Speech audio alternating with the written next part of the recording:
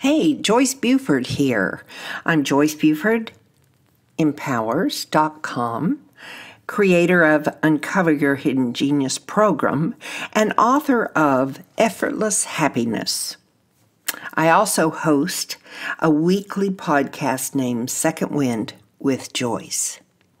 Today, we're recording the second series, our second recording in a series of 10 segments on setting goals. Now, this segment is named The Wrong Way to Set Goals.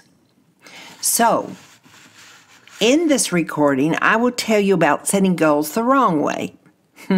We've all done that. Now, I know that sounds a bit counterintuitive, but please bear with me for a moment. You see, most people go about setting goals the wrong way. Then we get frustrated and disappointed when we don't achieve them. We feel like we've really messed up. We feel like we're worthless failures when we've really fallen into one of the 4 goals setting traps. I'm going to explain what they are in this recording. Okay, let's look at trap number 1. I suppose this is the most common trap that people fall into.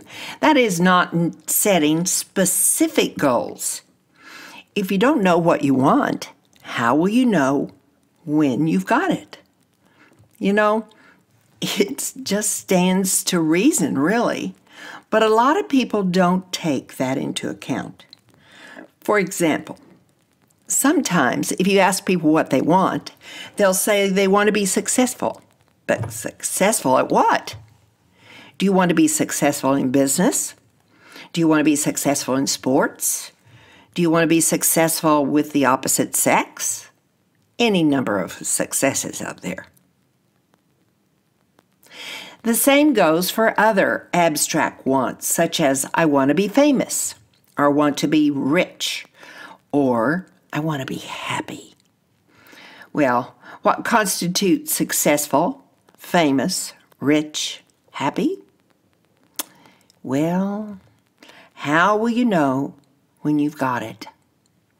What are your terms of reference here? You need to be specific about what it is that you want, or at least have some idea. Then you can narrow it down to formulate a specific goal that you can work toward. Sometimes it's better to break large goals down into smaller steps, smaller goals. That makes them very easy to achieve and creates success over and over again. For example, let's say your goal is to build a brick wall. Well, the first goal that you're going to need to do is to calculate how many bricks you're going to need. Then you're going to need to prepare the ground. That's your next goal. Then you might need to order the bricks from a brick producer, a merchant, and wait for them to arrive. You can be preparing the ground while they're on their way. Then you're going to need to get in all the tools and supplies that you need. Then you're going to need to get all the mortar and cement to join the bricks together. Then you're going to have to start laying the first course of bricks, or laying the foundation, as it's called, and then the first course of bricks on the foundation. Then you're going to have to build up each layer of bricks so that you have a nice, strong, straight wall. Each time you do one task that is a goal that you're achieving. You're achieving lots of little goals along the way to achieving the main goal of building the brick wall. Do you understand? Do it in baby steps. Okay, trap number 2 is being rigid and unrealistic, saying something like, I'm going to make $1 million by this time next week, starting from scratch today. is totally unrealistic. Whereas saying something like, I'm going to make $100 by this time next month, starting from scratch today, is much more doable, don't you think? There's nothing wrong with having the ultimate goal in making $1 million, but it's the timeline and it's the grandeur of $1 million. Just bear in mind that it will probably take you many years to achieve. But if you set an unrealistic goal to begin with and you fail to achieve it, you're going to be disheartened and you're going to give up. Then you'll never achieve the goal that you want. You'll never achieve the goal that you want. The goal that you want. Likewise, having the goal of living in a particular house is never going to be achieved. If the current owner doesn't want to sell it, or they plan on tearing it down, but having the goal of living in a certain neighborhood or town is much more realistic. Okay, trap number 3 is having too tight a time schedule. Or even worse, not having time scale at all.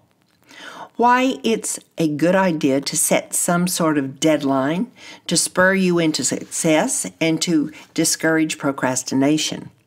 Your timeline or deadline should be realistic and achievable. Like I was saying earlier, if you set yourself the goal of making $1 million by this time next week, that is a totally unrealistic timeline. Whereas if you set yourself a goal of making $100 by this time next month, that's much more achievable. That's a much more realistic timeline, a much more realistic deadline. You should have some sort of deadline. Otherwise, you'll just put yourself off until the time is right. So many people do this. They just put themselves off, and soon it's months and years later. They say, when the time is right, I'll do this.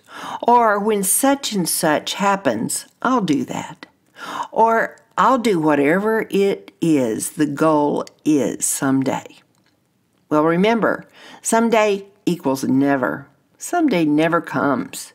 If you don't have some sort of a deadline in mind, then you're just going to simply put it off and put it off and put it off, and you're never going to actually do it.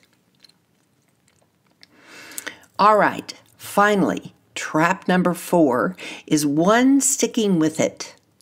When you're trying to achieve your goals, there will be setbacks along the way. Never fails. It's just a fact of life. Nothing ever goes 100% smoothly. There's going to be things that are going to happen that you haven't factored in because you didn't know about that would happen, and that you're going to have to deal with these as they come up. It just happens. It's just the way life is. Sometimes totally unexpected things will happen completely out of the blue, and they'll delay your progress, or they're going to force you to deviate from what you want. You might have to stop working toward your goal, go off on a tangent, and do something else first, and then come back to it. But as long as you keep your goal in mind, and you keep as it is, then you should never worry about not achieving it. You will achieve it in the long run. Of course, that's the most important thing, is that you do actually achieve your goal.